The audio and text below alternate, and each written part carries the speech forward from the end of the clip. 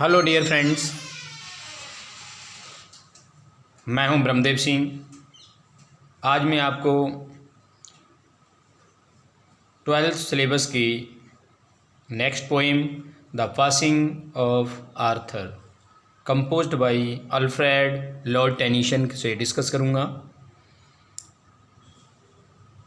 Poem discuss करने से पहले मैं आप लोगों से एक रिक्वेस्ट करूंगा डियर स्टूडेंट्स कि अगर आप मेरे चैनल से आप नए जुड़े हैं तो मेरे चैनल को सब्सक्राइब कर लीजिए ताकि मेरी हर वीडियो आपके पास तक पहुंच सके, और बेल आइकन को दबा दीजिए ताकि मेरा हर नोटिफिकेशन आपके पास तक पहुंचे।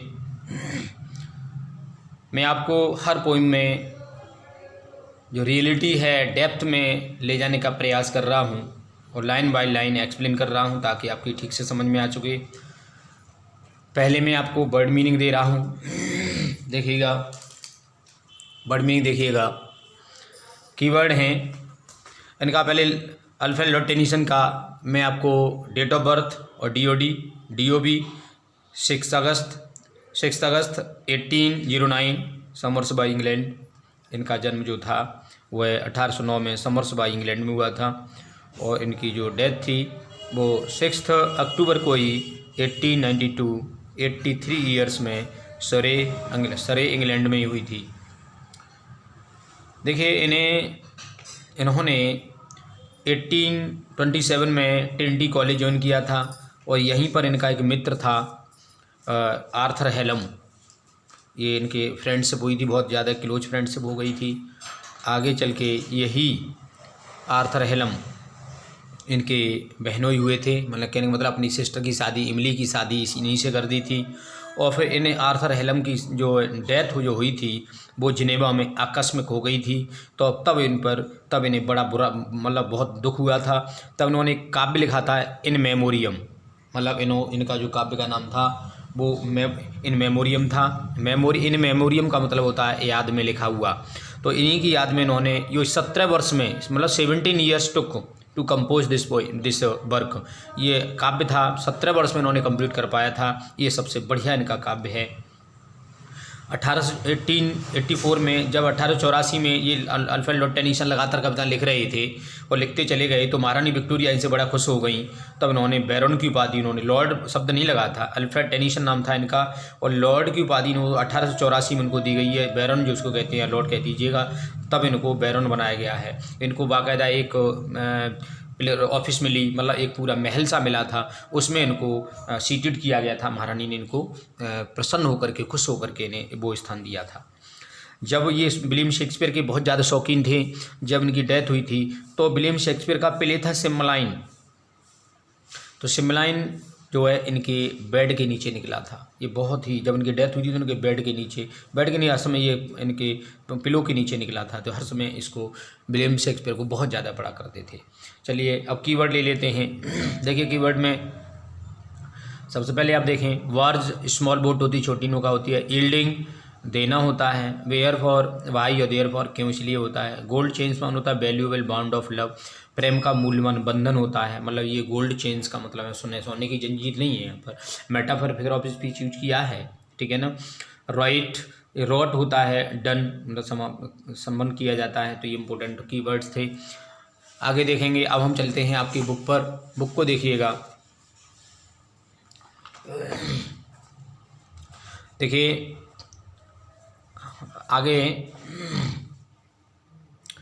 अगर थोड़ा सा और हम बात करते हैं तो इनकी लॉर्ड टेनिसन जो हैं वो विक्टोरिया के सबसे बढ़िया पोइट माने जाते हैं। चलिए हम आगे सेंटर आइडिया जब हम डिस्कस करेंगे आपसे तब भी बता देंगे। And slowly answered Arthur from the verge, और धीरे धीरे वह किंग आर्थर आंसर देते हैं। मतलब ये राजा जो हैं जो किंग आर्थर हैं, इनकी एक संस्था थी राउंड टेबल। ये पहली बात तो पोइम अपने आप में कोई पोइम नहीं है, मॉडी ऑथर एक काव्य टेनिसन का, उससे ही से ये पार्ट लिया गया है।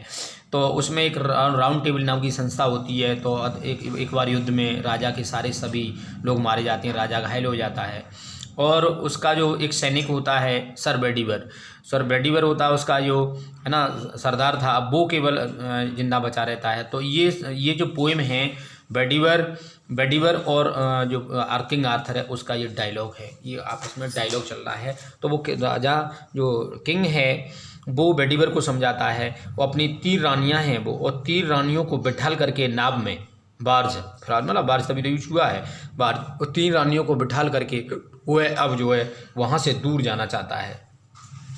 ठीक है, देखिएगा अब तो बेडीवर को समझा रहा है राजा। And slowly answered Arthur from the barge, और धीरे से उत्तर दिया नाव में बैठते हुए।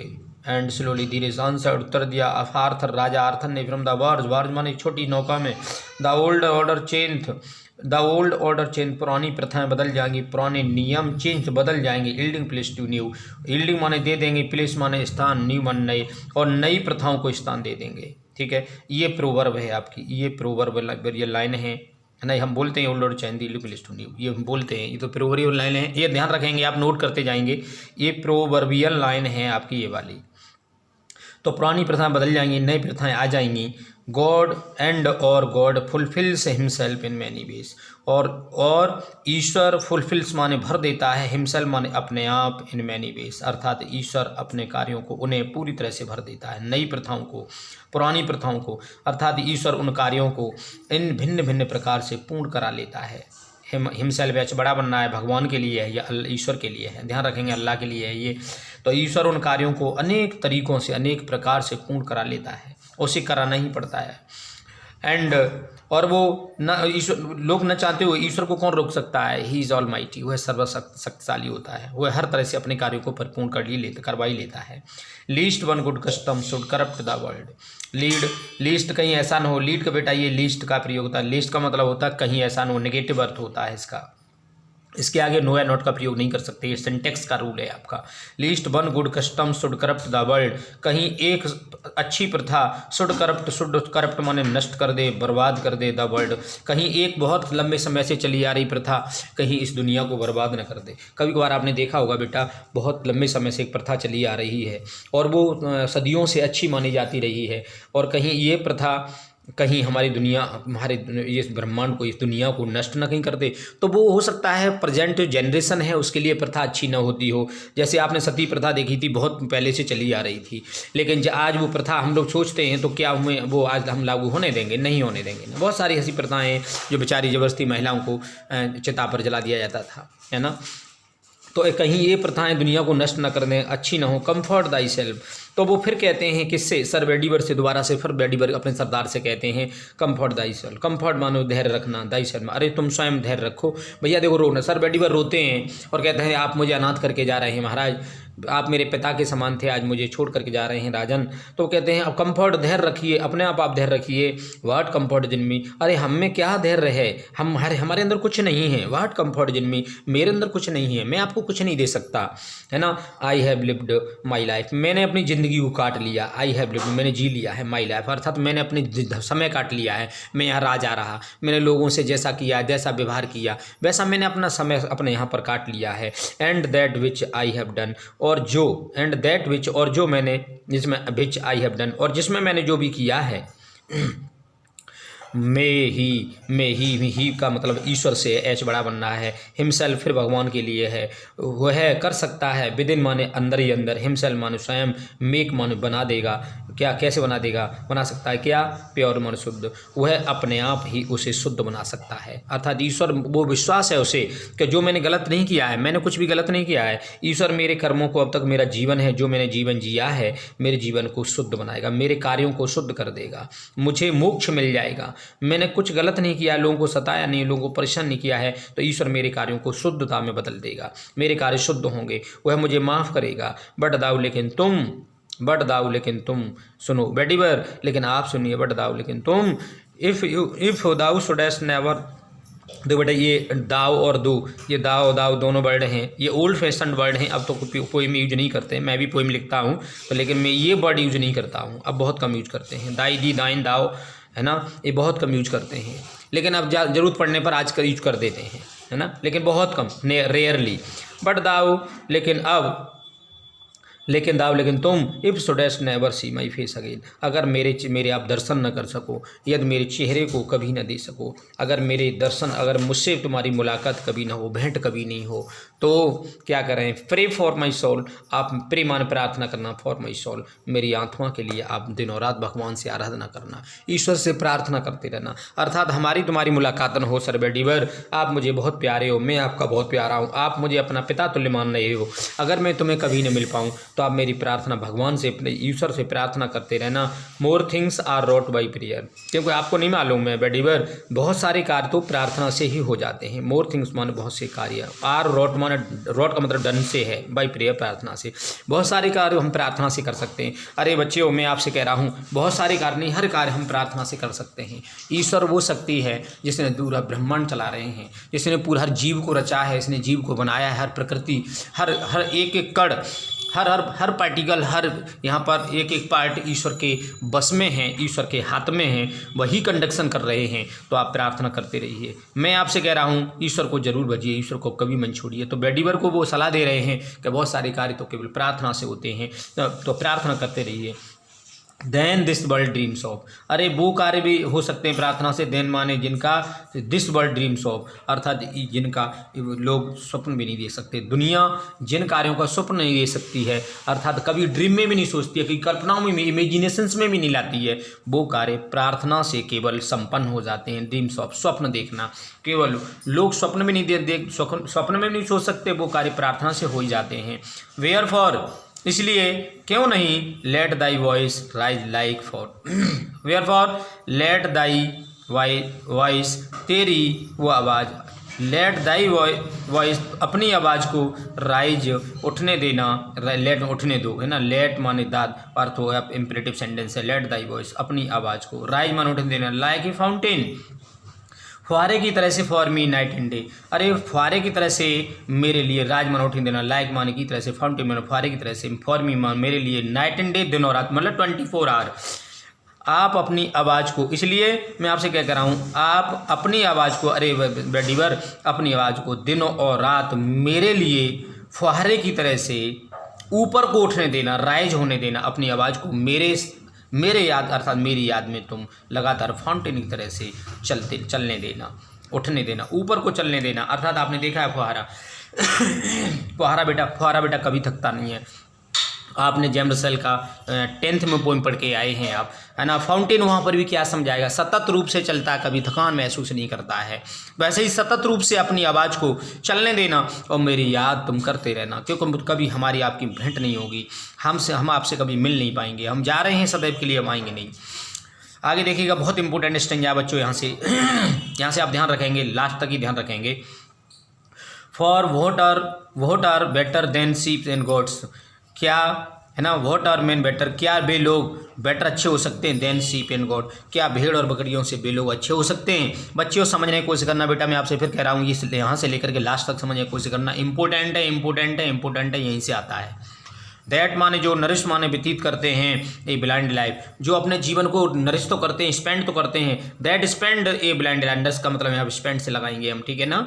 तो यहाँ जो स्पेंड करते हैं, अपने जीवन को चलाते हैं, कैसे, अंधकार की तरह से, अंधेरे होकर के अपने जीवन को चलाते हैं, अर्थात अंधेरों की तरह से, विद इन द ब्रेन, मस्तिष्क होने के बावजूद भी, उनमें मस्तिष्क है लेकिन वो अंधे होकर के अपने जीवन को यापन करते हैं। बेटा कुछ लोग आपने देखे होंगे अपने हा ही में, मतलब टाइम बर्बाद करते रहते हैं, ईश्वर की आराधना नहीं करते। माँ के गर्भ में जब हम वो लोग होते हैं, 9 मास गर्भ में रहते हैं, तो हमने हिंदी में एक कविता लिखी है, 9 मास जब गर्भ में पले हैं हम, तब ईश्वर से केवल आराधना करते हैं कि हे प्रभु, हे भगवान, आप मुझे इस जो है नरक से मुझे बाहर कर दीजिए, मैं आपका दिन और रात नाम लूँगा। लेकिन जैसे इस दुनिया में हम आ जाते हैं, खिलखिलाते हैं, बड़े हो जाते हैं, फिर अनेक प्रकार के युवा होने पर अनेक प्रकार की चाहें आ जाती हैं, अनेक प्रकार की इच्छा बढ़ जाती हैं, फिर हम ईश्वर को भूलते चले जाते हैं। यहाँ इतना ही नहीं, हमने देखा है लोग, बड़े लोग भी, समझदार लोग हैं, वो भी अपना समय यूँ ही व्यर्थ की बातों में, गपशप में खड़े होकर के व्यतीत करते रहते हैं, लेकिन वो ईश्वर के लिए घंटे नहीं बैठते हैं, 10 मिनट नहीं बैठना चाहते हैं। लेकिन आप विद इन द ब्रेन, दिमाग होने के बावजूद भी जो लोग भेड़ और बकरियों के तरह से अपना जीवन काटते हैं, तो कह रहे हैं अंधेरपन का जीवन व्यतीत करते हैं, वो भेड़ और बकरियों से अच्छे नहीं हो सकते हैं।